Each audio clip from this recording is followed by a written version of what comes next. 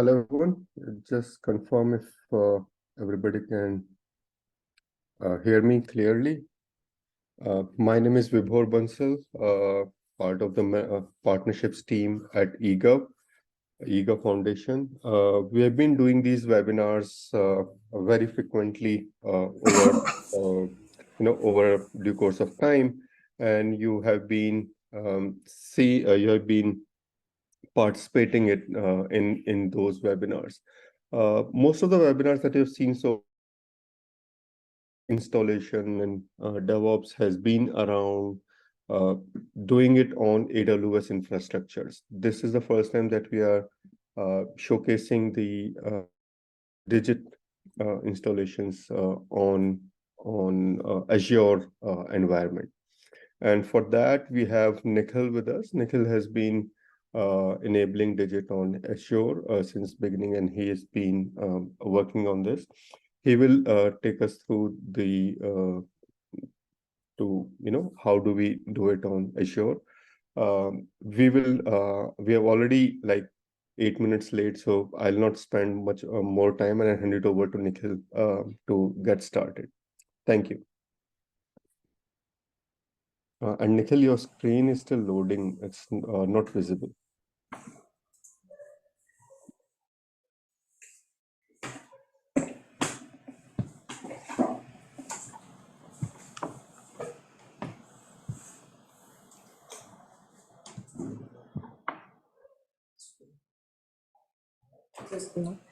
Yeah, good to go. Thank you. Hello. Good morning, everyone. So, today we'll cover Digit installation on Azure Cloud. Previously in our Bootcamp session, we have covered how Digit can be installed on AWS. Now we'll look at how Digit installation on Azure it differs and what steps are to be followed to install Digit on Azure. Okay, I'll just tell you the scope of this session. So basically we'll be creating infra on Azure, we'll be creating one AKS cluster and database and all the network related components. And on the top of it, we will use Helm charts to deploy Digit on Azure.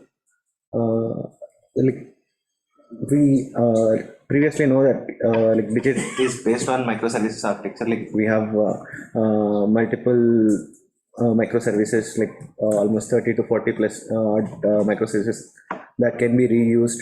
Okay, so depending on the mission requirements, you can make use of these services to build your workflows. Okay, so we have tried to simplify the installation process, and we'd see what steps are to be followed to deploy these Digit on Azure now. So as I told you, at high level, we will be just creating one Azure Kubernetes cluster. It will be a managed service where Azure would be handling all the control plane components, and we would be mostly provisioning the worker nodes. And then we'll be deploying this cluster and all the infra components via Terraform. And later we'll be making some deployment related configuration changes. And then we'll be making use of the Golang based deployment script that will read all these deployment configuration values from the Helm charts, and then it will deploy into cluster. We deploy different core services, all the backbone services like Redis, Zookeeper, Kafka, and even the gateway services like Joule and Ingress Controller, okay, and various other core services.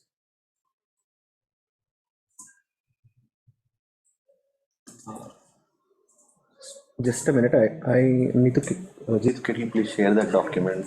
Yeah, I'll share. How to installing Digit on Azure. Yeah, you start, I'll share it, I'll share. Okay, start.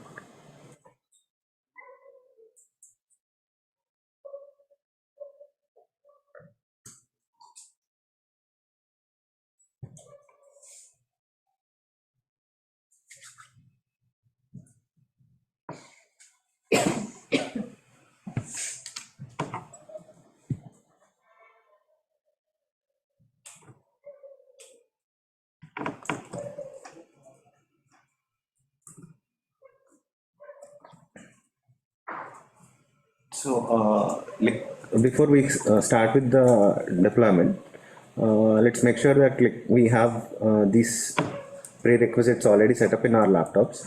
Like one is you should have an Azure account, like with mostly like the access to create AKS cluster, and and you should have Golang installed in your laptop, and then kubectl and Terraform and Azure CLI.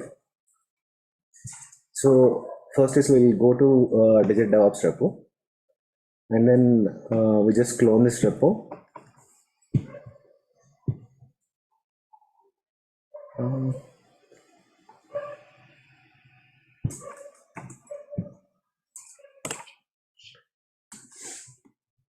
Can we have terminal also in the project? Sorry. Terminal. Is it? I need to project my terminal session. Yeah. You can, I think. Is it visible? It is visible. This is visible. Yes, your screen is visible, Nikhil. We are seeing Digit DevOps. Okay. Yeah, we got. I wanted to project my terminal window, this terminal. Stop sharing. And share your screen. Full screen.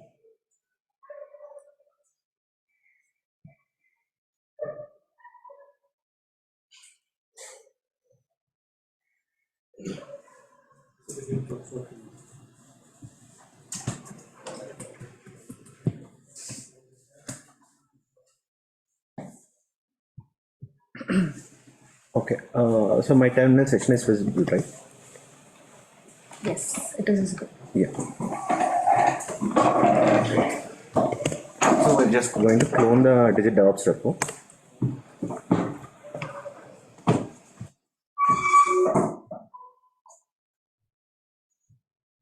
Sorry, just before we clone this repo, we just have to fork this repo into our organization. Just click on the fork option here,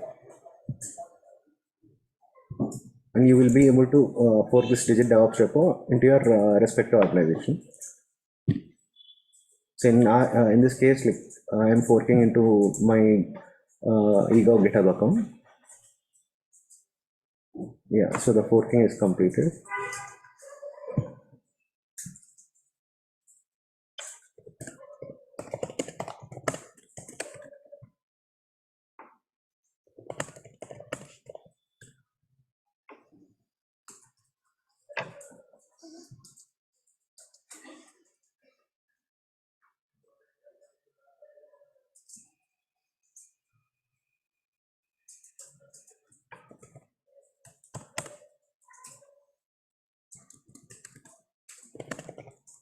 Currently, I'm in master branch.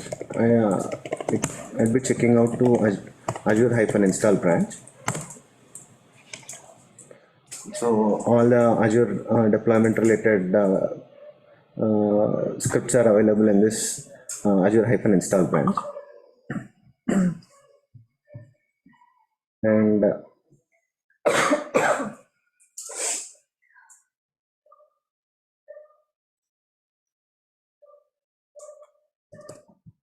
let's go to this sample Azure directory. It's in infra as code.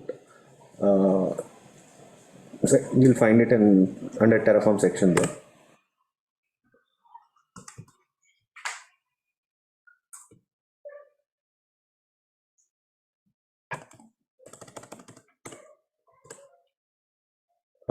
So we have to provide some variables here. Why we are doing this changes in remote state is that, so basically we are storing our Terraform related state file in Azure blob storage. Okay, so we'll be defining these parameters so that the Terraform state file is stored in this in Azure storage. Now I'm defining the Terraform state file, so I'll define it as digit-azure container. And the environment I would be defining it as digit-azure-terraform. And the resource group would be digit-azure-rg-terraform. So once we have these variables ready, we'll configure Azure CLI as well in our machine. So Azure CLI is already installed in this remote machine. Like the required document for Azure CLI installation is provided in the relevant link here. Like you can make use of this to install Azure CLI.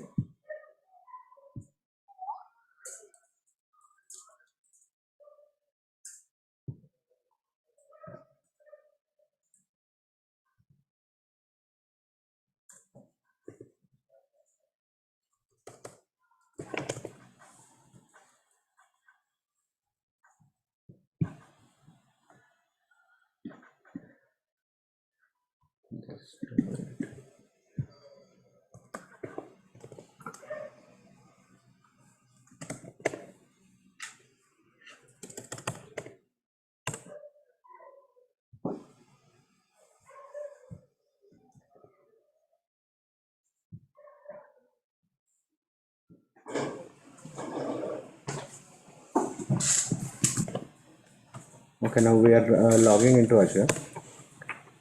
I run this Azure login command.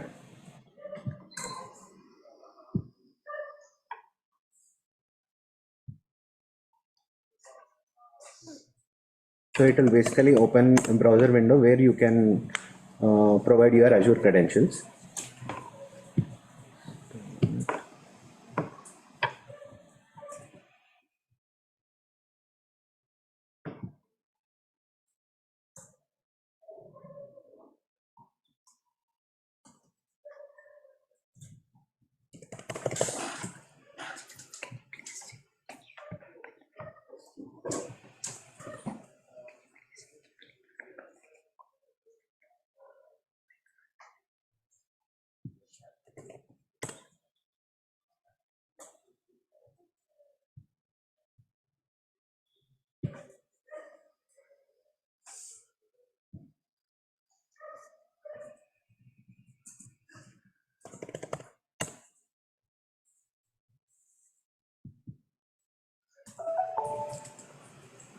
Just a minute, I'm facing one authentication issue with my browser. I'll just check it. Just check it one.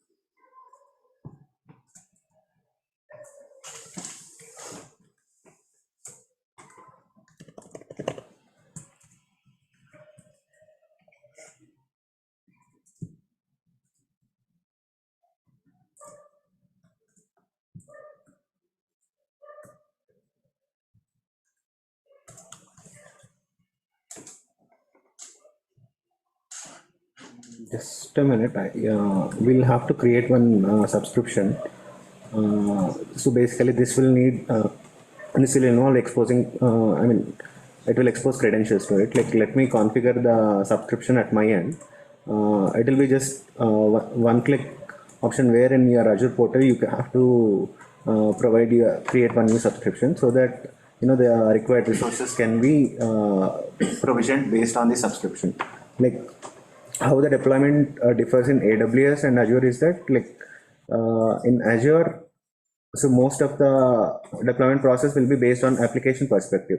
So you'll be creating one app registration user that will have required permissions to deploy onto different various infra components. But in AWS, we have IAM user that will assume different roles to create the required infra. So that's how the concept varies. So I'll just stop sharing my screen for some time to configure the subscription, since it involves exposing the credentials. So once this subscription is created, I would just start the Azure deployment process.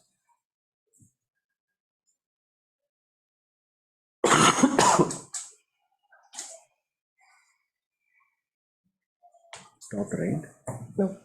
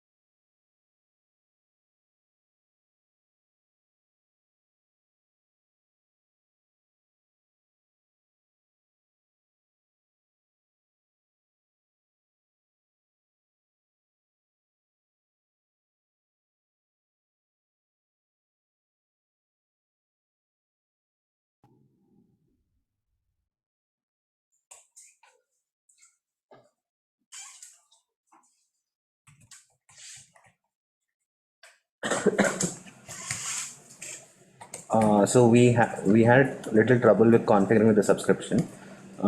So we have used different subscription ID to start the installation process. Like we are trying it out in a different system. Yeah. So like currently we have cloned the DIGITx repo, and then we are checking out to Azure-install branch. And we would be would be going into this infra as code Terraform and sample Azure remote state directory. Yeah, so here we would be changing these variables so that the Terraform state file gets created. We are naming the Terraform state file as digit-azure-container, and we are naming the environment as digit-azure-terraform, and we are defining the resource group as digit-azure-rg-terraform, where rg indicates the resource group. Now we are going to save this file. And so we'll be logging into Azure terminal by using az login command. Since we have already configured there, next we will be running the required Terraform commands to create the resource group and the storage account and the container. Okay, so all these three units will hold the Terraform state file. So whenever we are making any changes to our infrastructure, right, these would get recorded in the state file, and so that like if multiple people are applying changes to the Terraform to the infrastructure, like this state file would hold a log. So so that changes will your infrastructure related changes would be applied in a sequential manner. So first we'll be running the Terraform init command so that all the required plugins, I mean, it will cut your main.tf file and then create, download the required plugins, and it will initialize the backend so that the Terraform infra creation process will get started. And then we'll be running the Terraform plan command. So Terraform plan command is more like a dry run command where you would be looking at what infra components are going to get created, and so that like it will be sort of a dry run before you run the Terraform apply command. So here you can see the four resources that are getting created, right? So like you can see that the plan section here, you'll see that there are 4 to add resources and 0 to change and 0 to destroy. So now we are going to create this state file. So we'll be running Terraform apply command.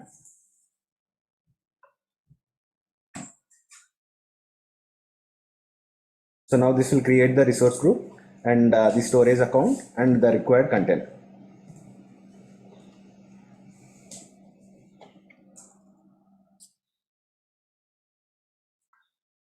This actually doesn't create the cluster and all the infra components. So it is more like we are just store this infra configuration in this particular state file, and then we'll go about creating the next level infrastructure components.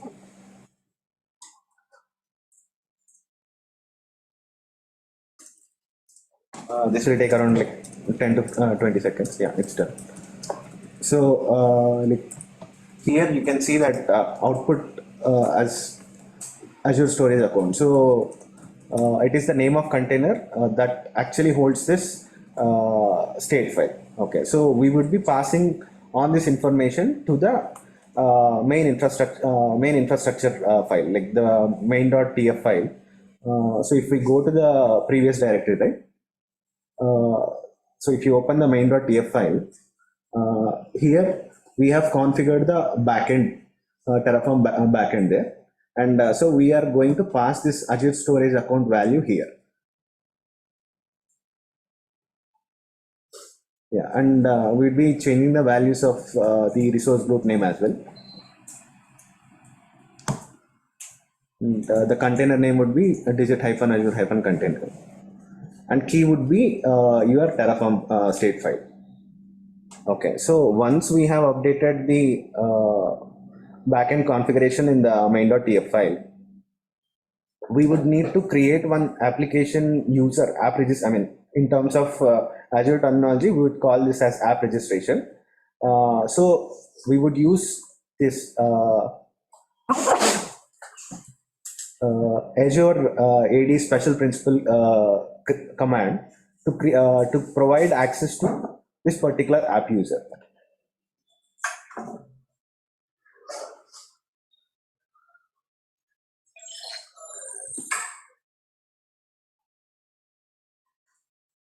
Yeah, so here we need to provide two two variables here. One is subscription ID, and the other one is how you want to name your application. Let's say we can consider it as we'll name it as digit-azure as the application name. So what this command is actually doing is that it is giving owner privileges for that application to access all the Azure resources present in that subscription. So now would be once we run this RBAC command, it would be creating one client ID and client secret ID. Okay, so this we have to provide these credentials in our code so that it will have the required access to communicate to the Azure APIs. So here the app ID will be the client ID and the password will be the client secret. So these values would be updated in our variables.tf file.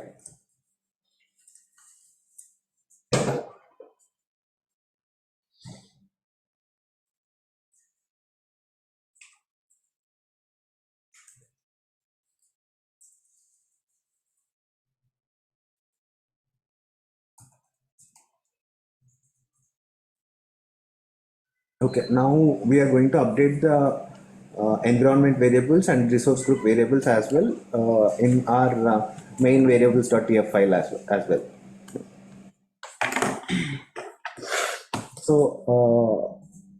So once these variables are updated, like totally we are updating one client ID, one client secret, and the environment value and the resource group value. If you want to have your own custom DB username, you can actually change it and update it here.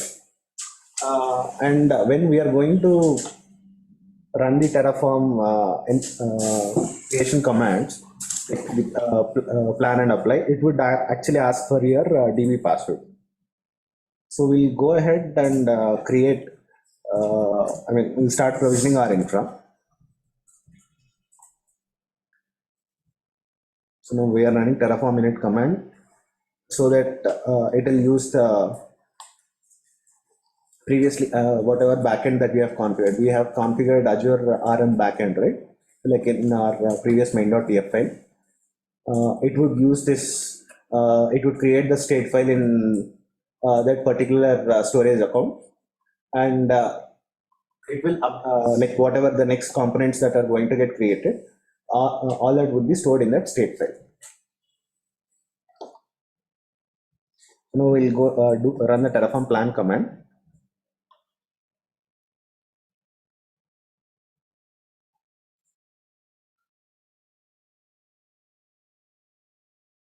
So yeah, Terraform plan is like it will show you what all resources are going to get created. We have almost around 15 resources that are going to get created as part of this Terraform creation. Yeah, so one thing is we'll be creating one Postgres database and one virtual network and one AKS cluster module. And these are all the required the above values, right? These are all the security, network security group rules like what we have in AWS, like the security group rules. Here they call it as network security group rules, and these would be configured in such a way that your cluster would be able to communicate with the Postgres database that is going to get created. So all these are like the required cloud components. The number is like pretty less compared to what we have in AWS. Like here we are using lightweight configuration. So we'll go ahead and then provision these resources. So we'll run the Terraform apply command and to create these resources.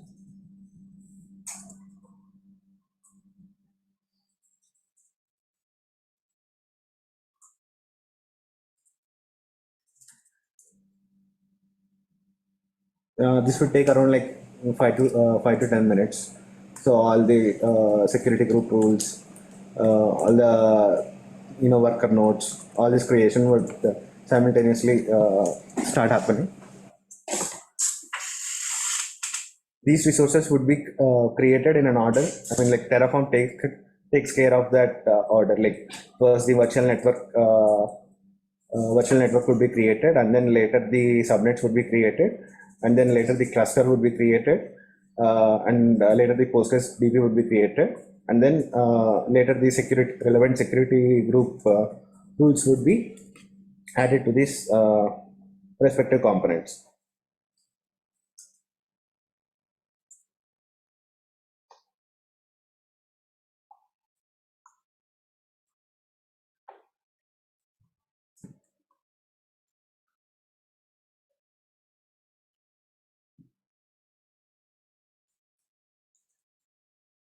I'll just briefly show you one cloud diagram of this Azure setup.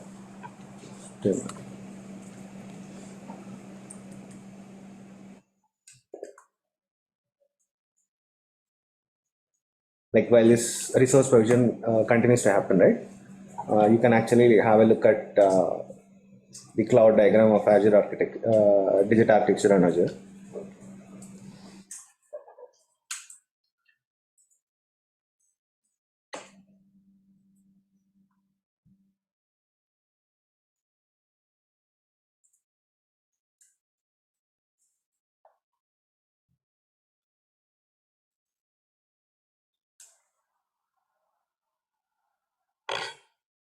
Yeah, so here the Terraform would be creating the resources. Right. Yeah, so the Terraform would be creating the AKS cluster, and like previously with the help of Azure Active Directory, we have run the aged ADSP command, RBAC create command, right? So that basically creates the app user, which has access to create all these components.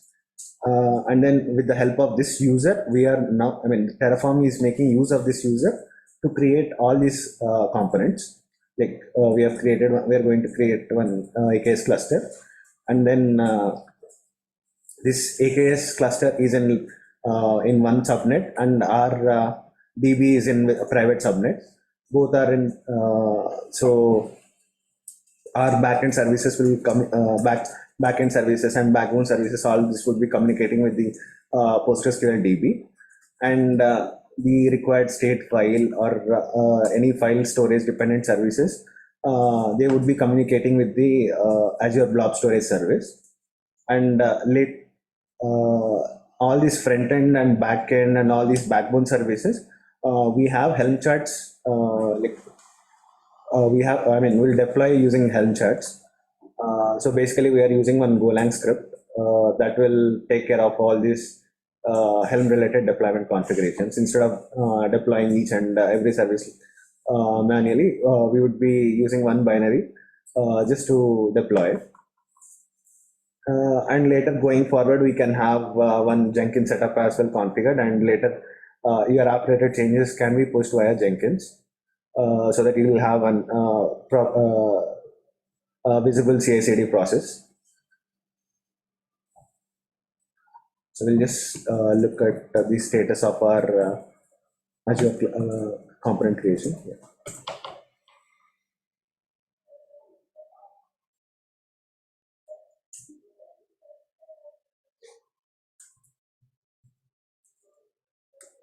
So we can already see that virtual network is setup as completed, and Kubernetes cluster creation is also completed. Now currently the Azure Postgres DB server is getting created.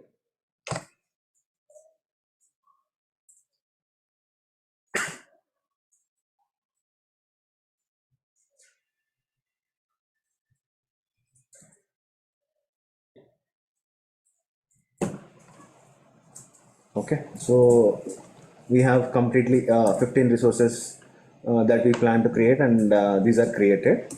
And as part of outputs, we have the Azure Postgres flexible server ID, and we have the cluster name, and we have the DB user, and we have the database name as the outputs. So now what we are going to do is that we would be taking these values, and then we would be updating in our Helm charts, so that the digit deployment process would be completed. But before we go about it, we'll just look at the state of the cluster. So we can use this Azure AKS command to connect to cluster. Like,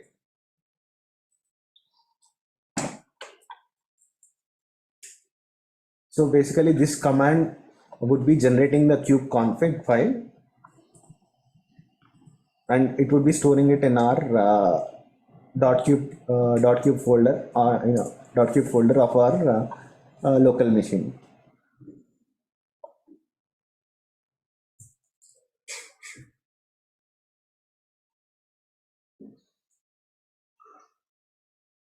Okay, now we can see that the kubeconfig file is generated. Now we are going to check the health of the nodes. Yeah, now you see that you can see that, right? There are totally 5 nodes that got created, and it is created with Kubernetes 1.26 version. So the worker nodes are as named as like AKS-default this unique ID we have, right? So basically this would this would represent the node group, okay, which would be used to like all the worker nodes would be part of this node group, and currently we have homogeneous worker node configuration here. If we can do a lot of customization there. If we can opt for spot instances, or we can go with on-demand instances, and we can, based on your application requirements, you can change different nodes as well. Like if you want compute optimized or memory optimized, you can have that configuration changed at node group level. So now we'll just update the whatever values that Terraform has created, right? So we would be updating them into our Helm charts, like all in our environment file, so that like next we'll go forward with the digit deployment.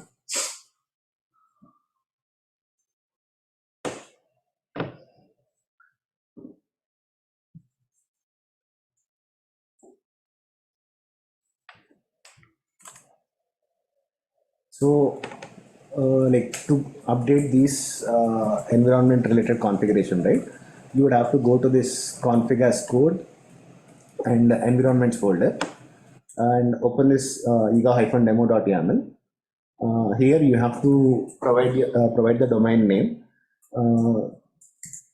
So basically on this domain name you would be accessing the entire digit application.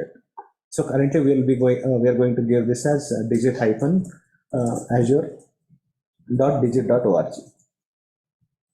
Okay. And we will be providing the values of DB host, DB name, and DB URL, and the domain name.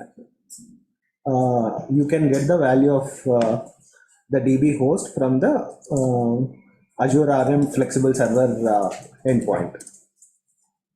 And later you would be providing the DB name as well.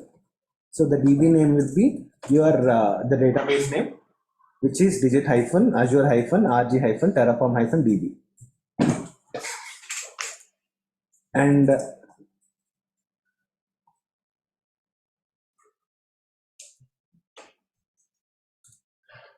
this DB URL would be comprising of the DB host name and the database name as well.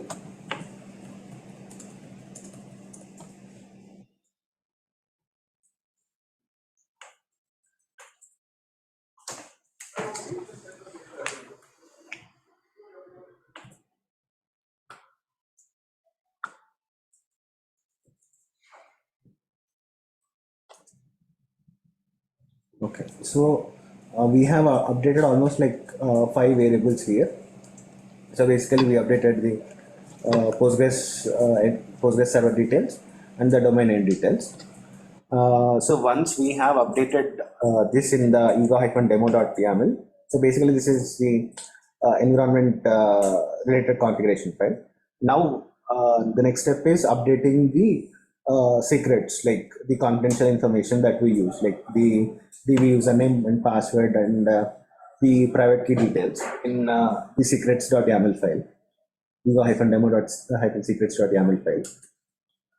So already we have the username defined as Azure Postgres, and the password is also like when we are creating the Terraform, when we are creating the Terraform intro, right? We have provided the password as demo1234. But please make sure that whenever you are updating these credentials, right? Make sure that username and password and flyway username and password both are identical. And the next step is would be updating the private key. Why we are actually using the private key here is that like basically we are using one git sync sidecar container for our MDMS pod. So basically this is required to periodically pull changes from the MDMS repo.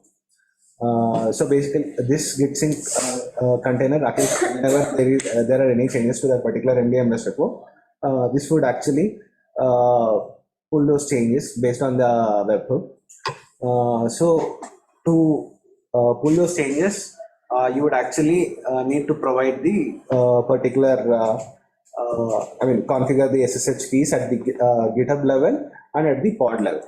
Okay, so we are providing the private key at the pod level, and the public key would be provided at the GitHub level. So you can follow this. You can follow this link to create the SSH public key and private key. So we are going to generate one new key pair.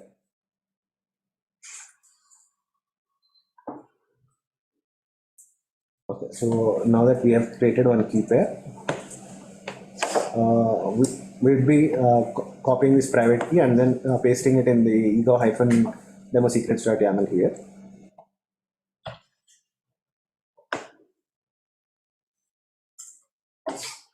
Please make sure that there are no any indentation issues here. Else your MDMS pod will not be able to pull these changes. And then now we are going to upload the public key into the GitHub account.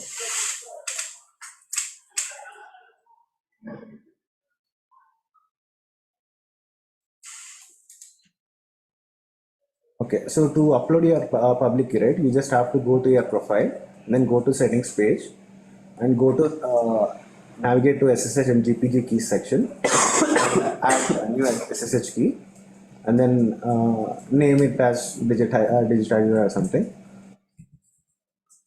and then paste your public key here. Here also please make sure that you don't leave any spaces. Yeah, so once you add your SSH key in the GitHub account as well,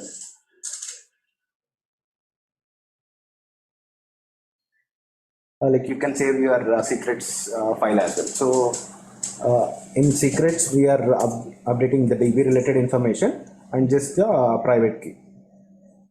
So now we'll go, the next step is running the deployment script. So we'll be going to the deploy as code folder.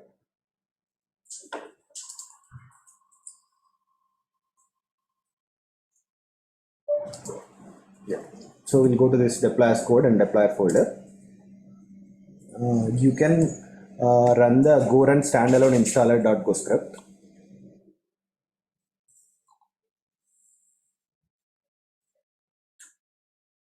So it will ask for path of your kube config file.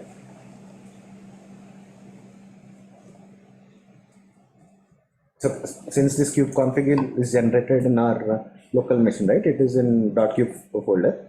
We'll be providing this path, and you have to select the cluster context here. So this our cluster is named as digit-azure-terraform. So we are going to provide that context. Now it will ask for inputs on digit version. So we'll be going with 2.7, and we'll be selecting only PGR version as of now, PGR module, sorry. And we'll be going ahead with the deployment.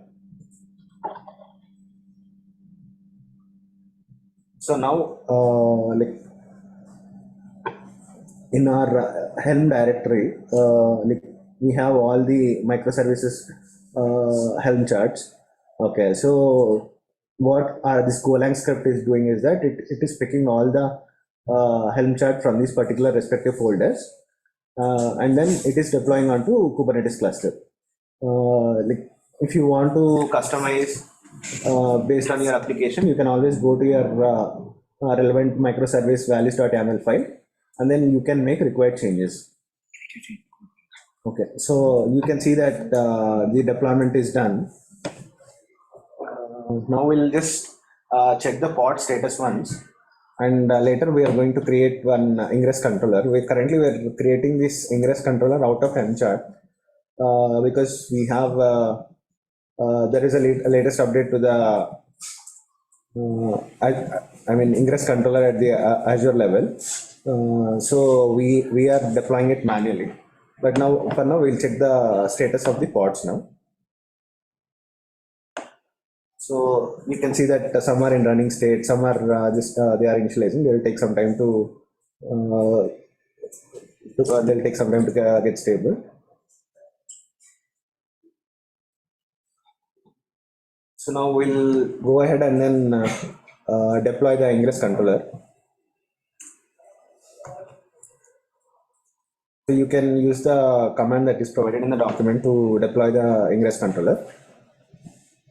Yeah, so now all the ingress controller related components are created.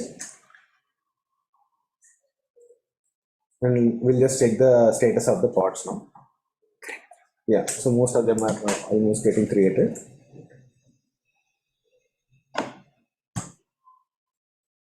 Now we would look at the status of the ingress controller as well. Like you can check if it has created one Azure load balancer or not.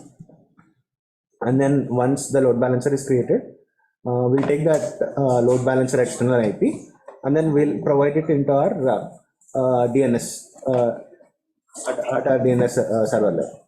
We'll update it at there. Okay, so to get that value, we would list the service details, and then we'll be taking the external IP. Here the external IP is 20.219.99.141. I would be adding this external IP at my domain level.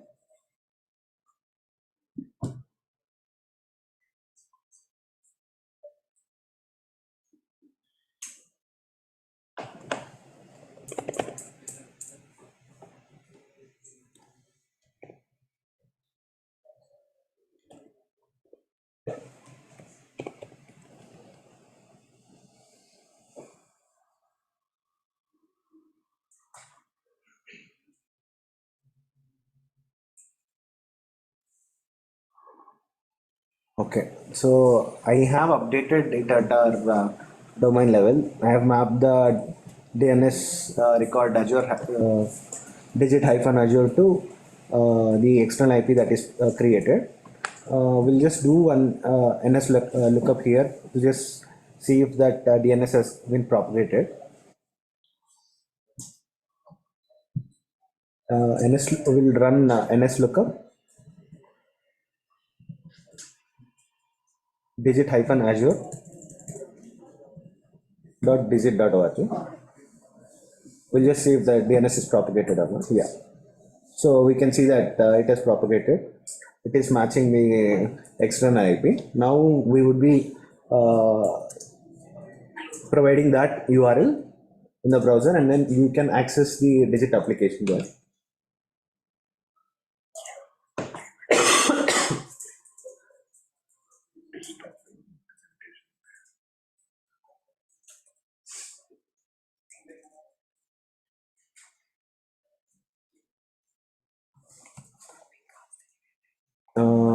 I mean, like the certificate, we are using Cert Manager to actually take care of all the certificate configuration and renewal process. So it will take some time to to reflect, like for the certificate creation and then the certificate validation and verification to take place. We'll just wait for 2 to 3 minutes to get this certificate issue is resolved. When you cast, you click on Tanjavur. You don't click on Tanjavur, no? Even if you see it mirroring and all, you don't touch. Okay.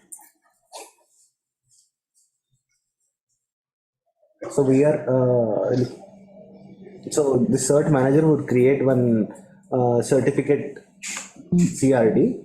Okay, so for each domain, like whenever we are going to renew it in our cluster or going to create it in our cluster, it would create this CRD here.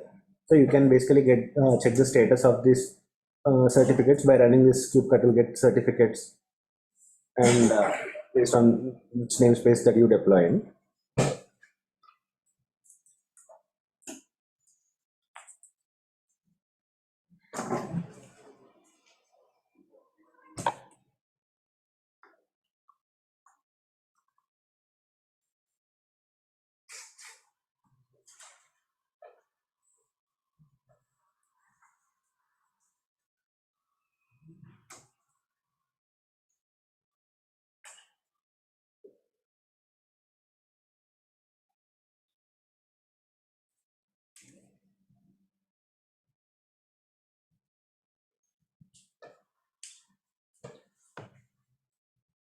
Yeah, now that the certificate verification is complete, right? Now we'll just access our application on the domain URL.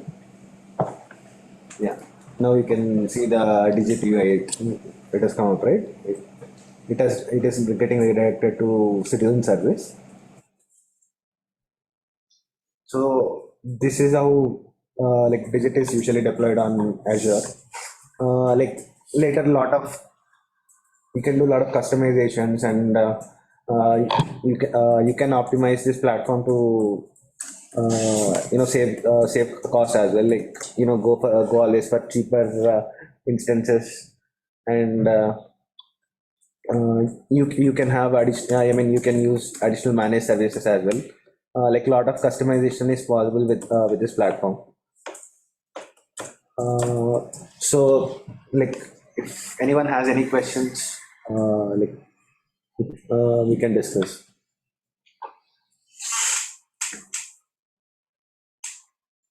Later, so once this Terraform resources are created, right? Like you can just go to this particular remote state folder and the sample Azure folder. You can run the Terraform destroy commands basically to deploy this infra. So just just 2 commands, you would be able to undo whatever infra that we have created, and so that you can use whenever that is needed, and you don't have to do a lot of changes to get this digit up and running on Azure.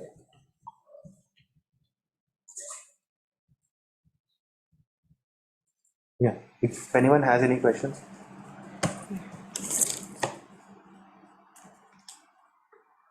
There are two questions. Okay, when are you planning for Jenkins setup in Digit? So, Rohit, like, we'll be covering the Jenkins setup in our next bootcamp session. So we'll take like we'll we'll do it in similar way. We'll either deploy it in Azure or AWS. We'll use like similar scripts to create Jenkins. We have Jenkins deployed on a Kubernetes cluster, and then all the related CI codes will show you how to create your own pipelines. Okay, how to integrate with your application. We'll be covering it in our next video, next bootcamp video. Will the process remain same? Yeah, the process would remain same, Ayush. So it's just that we have mentioned in the document, right? Like all the prerequisites. If you have the prerequisites installed in your Windows machine, you can do it similarly. We have tested it in Windows machine as well. Like you can run it in one Docker container as well. That won't be issue.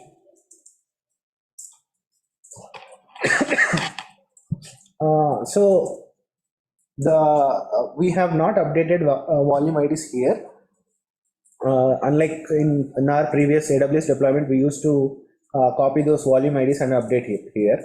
What actually is happening here is that in Azure we have dynamic volume provisioning. Okay, so whenever we are deploying all the stateful sets, it would actually create the volumes, and like whenever you terminate these stateful sets, these volumes will get terminated. So you don't have to manually go create volumes in the at the console level and then attach it at the Helm level and then do the deployment. So this is one advantage with the Azure as well. And even at when you are launching your Kubernetes cluster with latest versions, right? After 1.27, I mean like after 1.25 to 1.26, even at AWS level also, we have EBS CSA controller that would take care of automatic volume provisioning. So even at in our AWS scripts also, we are going to make these changes so that you can get away with updation of these volume IDs. I hope I answered your question.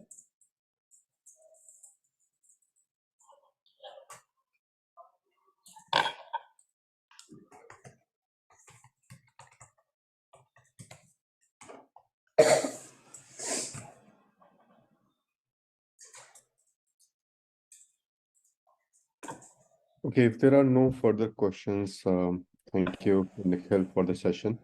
We'll plan the follow-up sessions in a gradual learning mode, like adding newer dimensions to Digit and its deployment, installations, etc. Please do leave your feedback at the end of the session. There will be a feedback form pop up on your screen as the session ends. That will help us plan for the future sessions. We'll be back with the next round of webinars and bootcamp sessions sometime next month, and we'll keep you posted. Thank you very much. Yes, thank you.